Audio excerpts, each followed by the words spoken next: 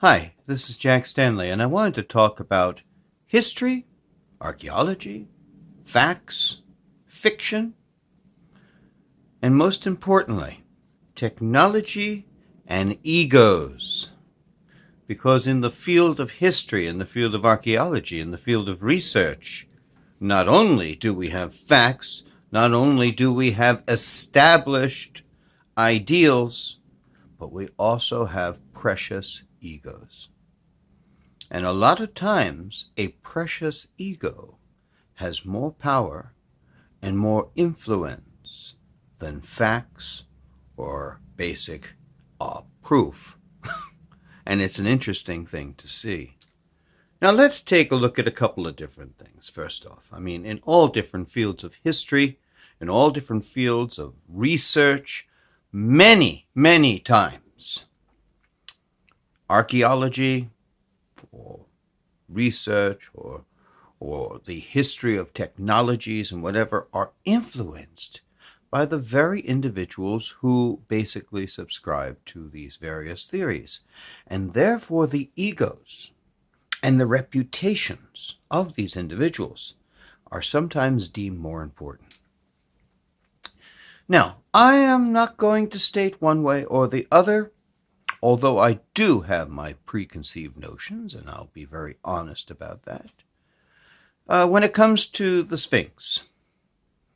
Now, it has pretty well been established at this point through research, through technology, through archaeological evidence that the Sphinx is older than we think it is.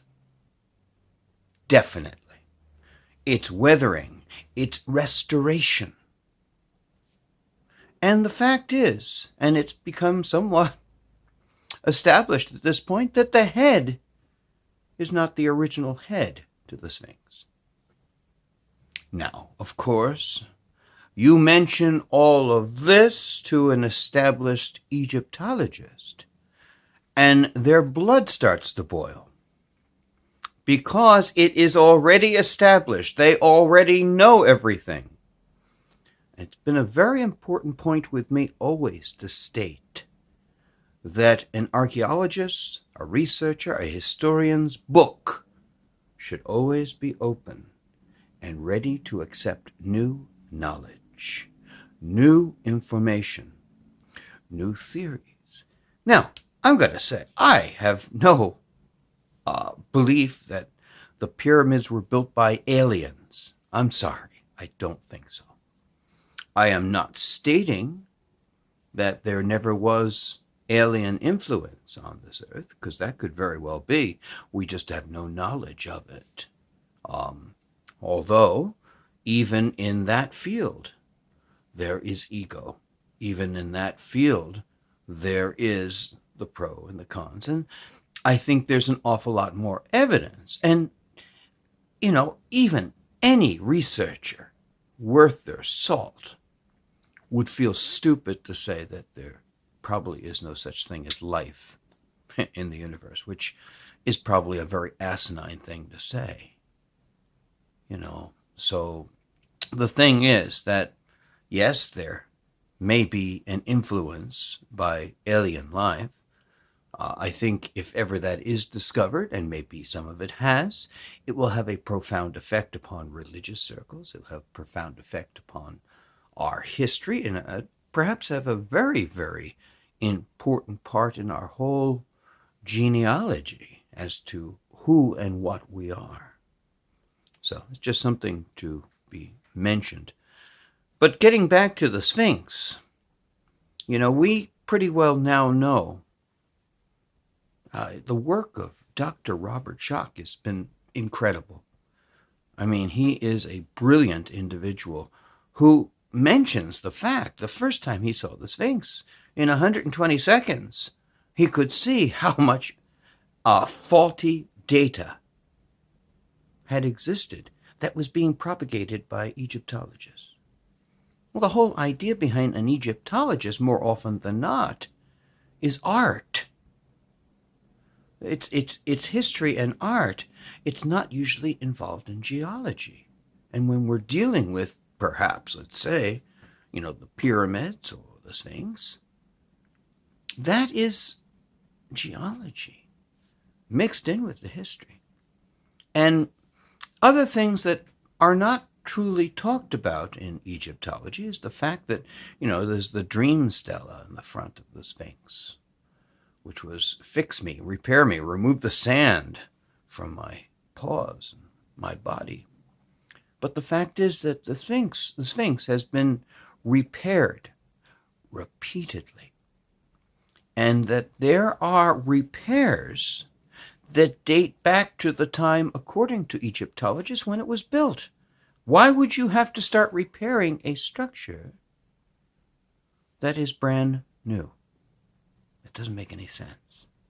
So the thing is that we're starting to learn now is that the Sphinx is much older. Yes, there'll be those that'll question that always. That the Sphinx is much older, and the Sphinx has been repaired many times throughout antiquity. That the pyramids, very good chance that they are much older, and have been repaired repeatedly throughout antiquity. That's a very important fact. Look at other aspects of history. Look at our technologies. Look at how we sweep under the carpet of history so much information. I am of a belief that there has to be a repository somewhere with a massive collection of artifacts and of artistic representations of items that don't fit our narrative. There has to be a massive warehouse filled with this stuff. And I truly believe that, and it won't be that much longer, that a lot of this stuff eventually is going to have to come out into the forefront. Because technology is having an effect on history, especially when you talk about ancient Egypt and other ancient places. Because for a long, long time, things could be moved and put away, but something, now we're discovering, the various researchers, the massive void above the Grand Gallery of the Great Pyramid. And there are Egyptologists who are saying this research should be stopped. Why?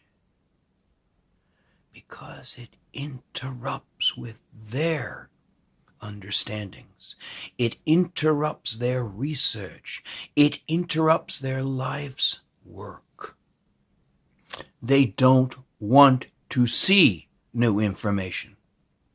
They're very happy being the king in charge of their pile of old information. Let's make sure we get this straight.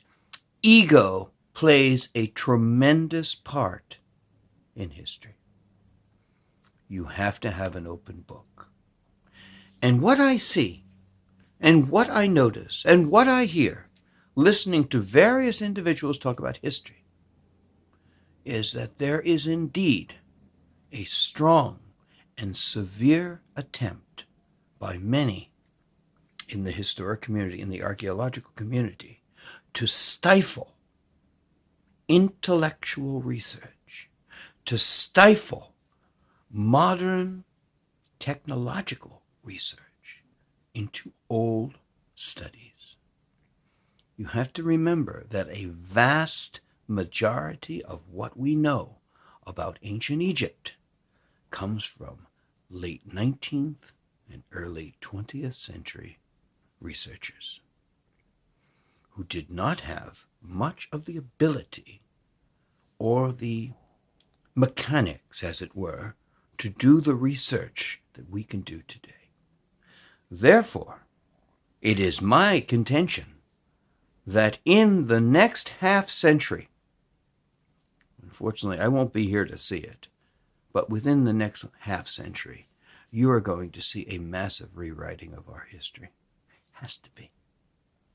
as much as many people don't want to see it, it will indeed happen.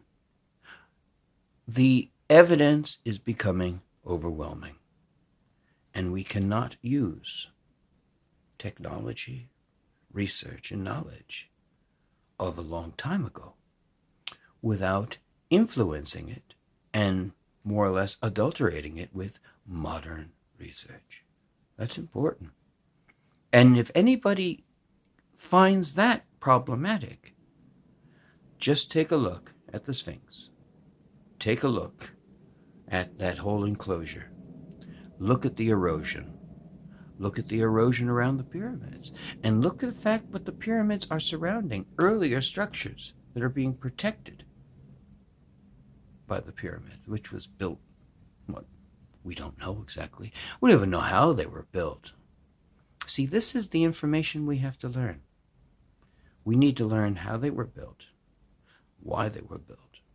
They're not tombs. I mean, let's face it. You've never found a mummy in these massive pyramids.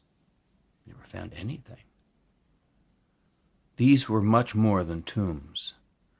And we are still trying to grasp at straws, trying to figure out what they are. And once we do, it should be broadcast. And that the old information, it's nice.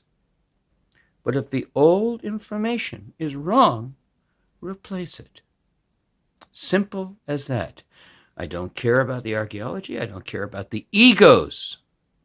And the egos are the biggest problem when it comes to a lot of this information. Many people will disagree with me on this. So be it.